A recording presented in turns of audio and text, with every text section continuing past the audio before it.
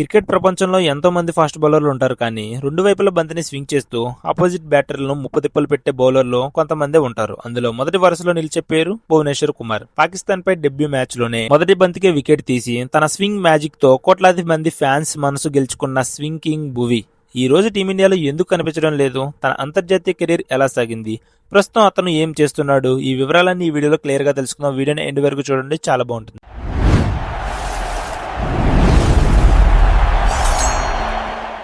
ఉత్తరప్రదేశ్లోని మీరట్లో జన్మించిన భువనేశ్వర్ కుమార్ చిన్నతనం నుంచే బౌలింగ్ లో స్వింగ్ చేయడంలో పట్టు సాధించాడు. డొమెస్టిక్ క్రికెట్ లో తన ప్రతిభతో అందరి దృష్టిని ఆకర్షించాడు. ముఖ్యంగా 2008-2009 రంజీ ట్రోఫీ ఫైనల్స్ లో మన క్రికెట్ గాడ్ సచిన్ టెండూల్కర్ ని ఫస్ట్ టైం డకౌట్ చేసి వార్తల్లో నిలిచాడు. అంతేకాదు ఆ రోజు నుంచి దేశం మొత్తం భువనేశ్వర్ గురించి మాట్లాడుకోవడం ప్రారంభించారు. దాని తర్వాత క్రికెట్ గాడ్ సచిన్ టెండూల్కర్ కూడా భువనేశ్వర్ తో నువ్వు ఫ్యూచర్ లో మంచి స్టార్ బౌలర్ అవుతావు ఇండియాకి అని చెప్పి అన్నాడంట. ఆ తర్వాత 2009లో ఆర్సీబీ తనని తీసుకున్నప్పటికీ ఒక్క మ్యాచ్ లో కూడా ఆడే అవకాశం అయితే ఇవ్వలేదు. కానీ డొమెస్టిక్ లో మాత్రం బాగా రాణిస్తూ దాని తర్వాత 2012లో అయితే పాకిస్తాన్ పై T20లో ఇంటర్నేషనల్ డెబ్యూ చేసిన భువి తన కెరీర్ లో మొదటి ఓవర్ లోనే నజీర్ జంషెడ్ ను క్లీన్ బౌల్ చేసి సెన్సేషన్ క్రియేట్ చేశాడు. ఇక వన్డే డెబ్యూలోనైతే తను వేసిన ఫస్ట్ బాల్ కే పాకిస్తాన్ ఓపెనర్ అయిన మొహమ్మద్ హఫీజ్ ను బౌల్ చేసి హిస్టరీ క్రియేట్ చేశాడు. ఆ హిస్టరీ రికార్డ్ ఏంటంటే 3 ఫార్మాట్లను తన మొదటి వికెట్ ను బౌల్డ్ రూపంలో తీసిన ఏకైక బౌలర్ గా భువి అయితే రికార్డు సృష్టించాడు. ఇక 2013లో ఇండియా గెలిచిన ఐసీసీ ఛాంపియన్స్ ట్రోఫీ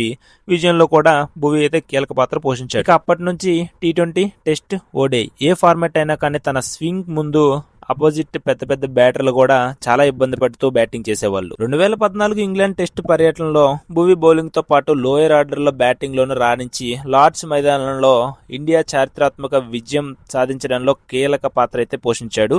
అంతర్జాతీయ క్రికెట్ లోనే కాదు, ఐపీఎల్ లో కూడా భువనేశ్వర్ కుమార్ ఒక లెజెండ్. సన్ రైజర్స్ తరపున వరుసగా 2016-2017 సీజన్ లో back to back purple cap సాధించి ఈ ఘనత సాధించిన తొలి బౌలర్ గా నిలిచాడు. కొత్త బంతితో పవర్ ప్లేలో వికెట్లు తీయడమే కాదు, డెత్ ఓవర్స్ లో యార్కర్లో స్లోయర్ బాల్స్ తో మ్యాచ్ లను మలుపులు తిప్పే సామర్థ్యం కూడా భువికి సొంతం. మరి అంతటి అద్భుతమైన రికార్డులు ఉన్న భువనేశ్వర్ కుమార్ ప్రస్తుతం ఇండియా టీం కు ఎందుకు దూరం అయ్యాడు? దీనికి ప్రధానంగా 3 కారణాలు అయితే ఉన్నాయి. ఒకటొచ్చేసి గాయాలు. భువి కెరీర్ కు బాగా దెబ్బతీసింది గాయాలని చెప్పాలి. హెర్నియా స్పాండిలోలిథెసిస్, వరుస హ్యామ్స్ట్రింగ్స్ గాయాల వల్ల అతను చాలా కాలం పాటు క్రికెట్ కు దూరం అయ్యాడు. టెస్ట్ క్రికెట్ లో సుదీర్ఘ ఓవర్లు వేసే ఫిట్నెస్ లేకపోవడంతో 2018 తర్వాత టెస్టులకు కూడా దూరం అయ్యాడు. ఇక రెండో విషయం వచ్చేసి పేస్ తగ్గటం. గాయాల నుంచి కోలుకున్నాక భువి బౌలింగ్ వేగం 130-135 నుంచి 125-130 వరకు తగ్గిపోయింది. స్వింగ్ లభించని పిచ్లపై పేస్ లేకపోవడం వల్ల ఆపోజిట్ బ్యాటర్లు అతన్ని సులువుగా లక్ష్యంగా తీసుకున్నారు.